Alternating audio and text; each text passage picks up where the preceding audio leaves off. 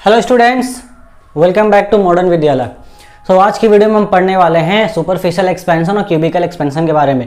ये जो हमारा लेक्चर है ये थर्मल फेनोमेना का लेक्चर 2 है। ठीक है, लेक्चर 1 में हमने इंट्रोडक्शन वाला जो लेक्चर था उसमें हमने ये देखा कि थर्मल फेनोमेना दो वर्ड्स के मीनिंग क्या होते हैं और आखिर सॉलिड एक्सपैंड करने पर फैलता क्यों, या कोई भी जो मैटर का स्टेट है आखिर उसको हम जब हीट करते हैं तो वो एक्सपैंड क्यों करता है, ये हमने उस लेक्चर में देखा था। देन जो 3 टाइप्स है हमारे पास सॉलिड एक्सपेंशन, एक लीनियर, दूसरा सुपरफिशियल और क्यूबिकल एक्सपेंशन।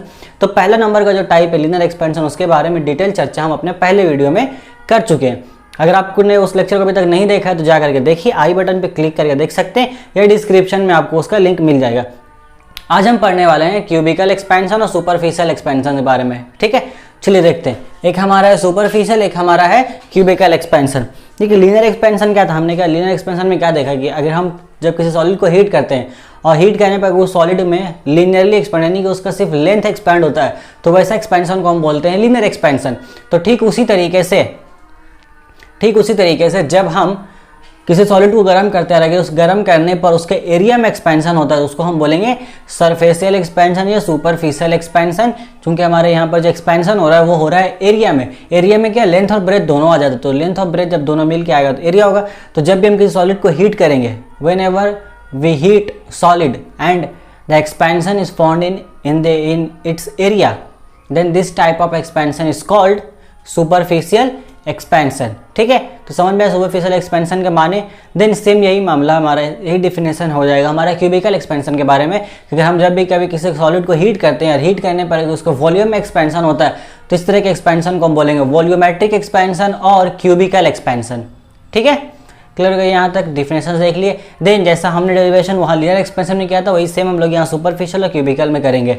अगर वो लेक्चर आपको पूरा क्लियर है, आपने देख रखा है, तो ये लेक्चर आपको बिल्कुल भी दिक्कत नहीं देगा, तुरंत समझ जाओगे। देखो, ये हमने मान लिया कि एक हमारे पास कोई क्यूब था, इसका हमारा कुछ सरफेस एरिया है, तो उसका सरफेस एरिया हमने मान लिया इनिशियली S1, इनिशियली उसका कुछ ना कुछ टेम्परेचर होगा, उस टेम्परेचर को हमने मान लिया T1। आप यहाँ पे लिख लेना, let us assume that the initial surface area of solid is S1 and temperature is T1। Then after heating to the temperature T2 the surface area changes to S2, hence there is expansion in surface area।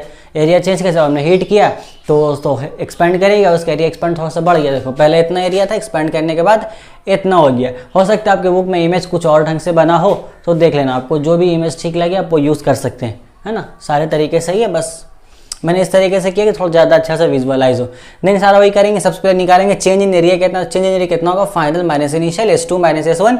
Then change in temperature T2 minus T1 and then experimentally we have, जैसा experimentally data हमारे पास linear expansion के बारे में था, same हमारे पास superficial और cubicle के लिए भी है कि यहाँ पे क्या होगा हमारा, वहाँ पे चेंज इन लेंथ है, यहाँ पे क्या है change in surface area. So change in surface area is directly proportional to original area, यानी कि ओरिजिनल एरिया हमारे पास जितना ज़्यादा होगा, इनिशियल एरिया हम जितना ज़्यादा लेंगे हमें एक्सपेंशन उतना ज़्यादा देखने को मिलेगा, ओरिजिनल एरिया जितना कम रहेगा हमें एक्सपेंशन उतना ही कम देखने को मिलेगा। ठीक है, देन वही है कि change in surface area is directly proportional to change in temperature, यानी कि टेम्परेचर हम जितना ज़्यादा बढ़ाएंगे हमारा सरफेस एरिया में एक्सपेंशन उतना ज़्यादा होगा, टेम्परेचर हम जितना कम देंगे हमारा सरफेस एरिया में एक्सपेंशन उतना ही कम देखने को मिलेगा। ये दो हमारे रिजल्ट्स एक्सपेरिमेंटली हमारे पास है, जिसको हमने लिखा है। देन बाय जॉइंट वेरिएशन ये हमारा सेम ऐसे आ जाएगा। Then S1 into T2 minus T1 ये हमारा कंबाइंड फॉर्म में ऐसा लिखा जाएगा। ठीक है, तो यहाँ पे हमारा वेरिएशन का साइन है, तो वेरिएशन के साइन को हम हटाएंगे, वहाँ पे एक कांस्टेंट देंगे। तो लीनियर एक्सपेंशन के कोएफिशिएंट के लिए हमने वहाँ पे कौन सा कांस्टेंट अल्फा दिया था, तो अल्फा हम यूज़ कर चुके हैं। यहाँ पर सुपरफिशियल में हम दूसरा कांस्टेंट यूज़ करेंगे। यहाँ पे जो हमने कांस्टेंट यूज़ किया है, ये हमारा सिंबल इस तरीके से ना बी की तरह दिखता है, बस बी थोड़ा सा ये जो लाइन होता है उसको नीचे टान दो, ऐसे बीटा हो जाता है, इसको हम लोग क्या बोलते हैं, बीटा बोलते हैं। तो यहाँ पे हमने कौन सा कांस्टेंट दिया, बीटा। बीटा वो निकालेंगे तो बीटा का एक्सप्रेशन देखो ये आएगा, beta is equal to S2 minus S1 whole divide by S1 into T2 minus T1। ये हमारा बीटा एक्सप्रेशन आ गया। जैसे वहाँ पे था alpha is equal to L2 minus L1 whole divide by L1 into T2 minus T1, change in length whole divide by original length into change in temperature. Similarly यहाँ हमारे पास coefficient of superficial expansion is equal to change in surface area divided by change in surface area divided by original area into change in temperature. तो जैसा हमने alpha को define किया था वैसे हम बीटा को डिफाइन करेंगे। फर्क इतना है कि वहाँ पे सिर्फ और सिर्फ लेंथ में एक्सपेंशन होता है, यहाँ पे एरिया में एक्सपेंशन होगा। तो हम बीटा कैसे डिफाइन कर सकते हैं कि यूनिट डिग्री टेम्परेचर बढ़ाने पर, अगर सॉलिड यूनिट डिग्री टेम्परेचर बढ़ाने पर सॉलिड के एरिया में जो एक्सपेंशन होगा उस एक्सपेंशन को हम बोलेंगे कोएफिशिएंट ऑफ सुपरफिशियल एक्सपेंशन यानी कि बीटा। ठीक है, तो बीटा क्या है, बाकी डिफिनेशन आप इस पे स्क्रीन पे देख सकते हो, काफ़ी अच्छे से लिखा है।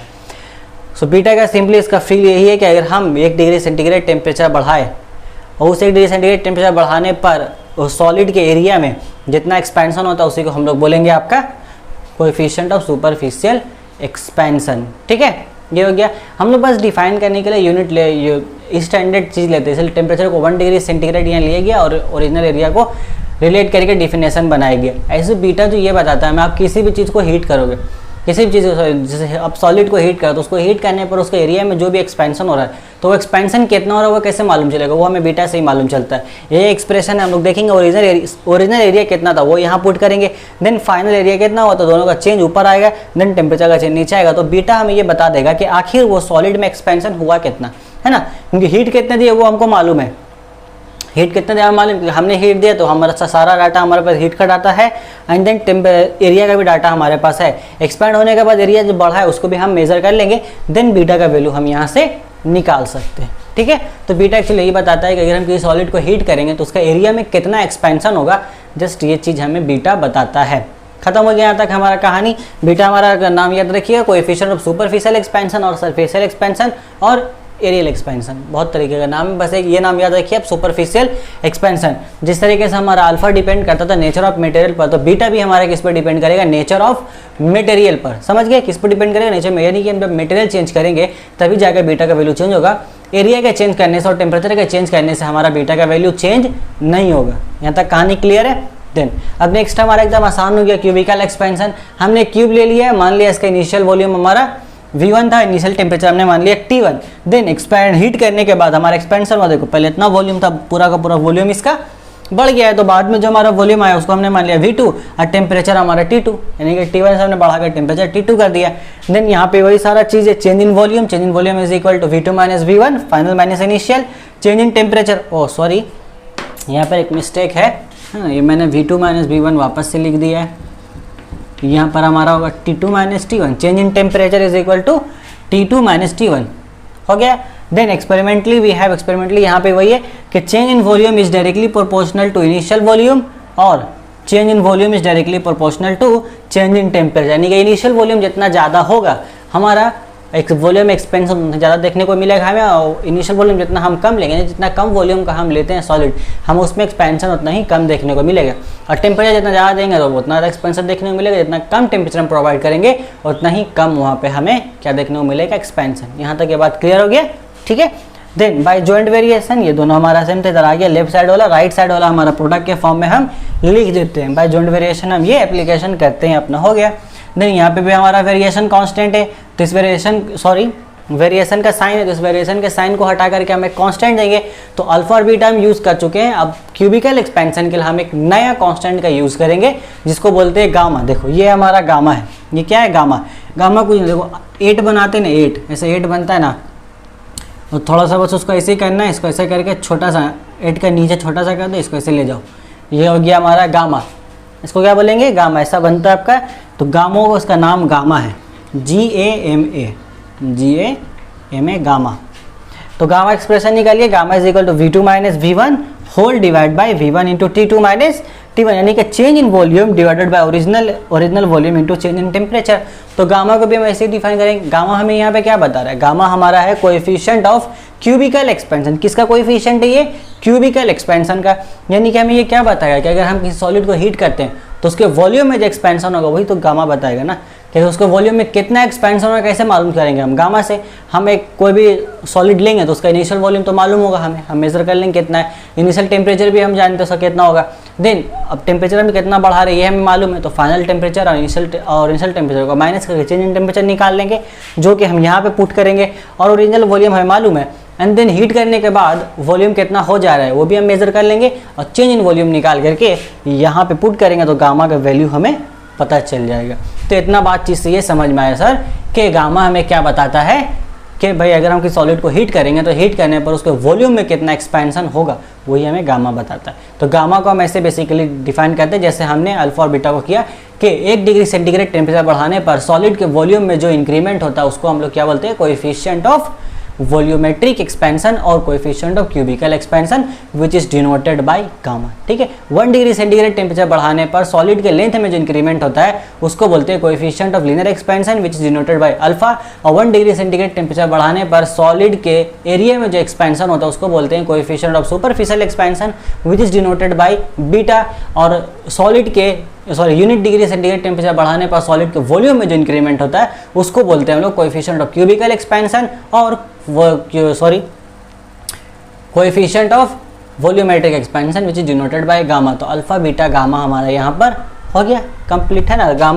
गामा भी किस पर डिपेंड करता है, gamma also depends on nature of material. जितने भी कोएफिशिएंट्स हैं हमारे तीनों एक्सपेंशन के, all are depends on only on nature of material. यहाँ पे हम वॉल्यूम चेंज करेंगे तो कोई फर्क नहीं पड़ेगा, टेम्परेचर चेंज करेंगे तब भी इसका वैल्यू में कोई फर्क हमारा नहीं पड़ेगा।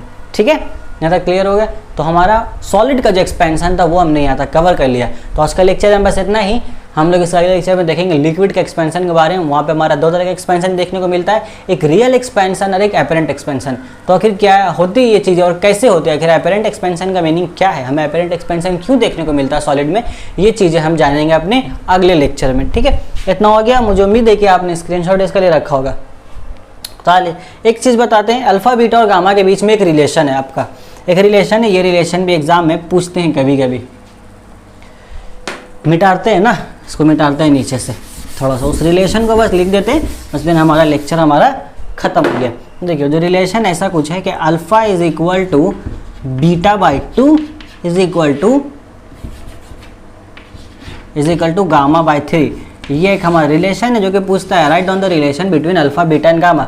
इस रिलेशन का जो डेरिवेशन है, इसका डेरिवेशन आपके सिलेबस में नहीं है, इसलिए हम लोग उसका डेरिवेशन नहीं देखेंगे। इसका सिलेबस क्लास 11th के फिजिक्स के चैप्टर में। ठीक है, ये रिलेशन अब इसको ऐसे भी लिखते हैं कि alpha is to beta is to gamma is equal to 1 is to 3। ठीक है, क्या आ गया 1 इज टू 2 इज टू 3। तो ये दोनों फॉर्म है हमारा रिलेशन, दोनों का कहने का मतलब एक ही है। यहाँ कहने का मतलब क्या, alpha is to beta is to gamma. Ratio में क्या बताता है, रेशियो कंपैरिजन करने का तरीका बताता है ना। रेशियो के लेक्चर पर ऑलरेडी अपलोडेड, आप उसको देख सकते हो।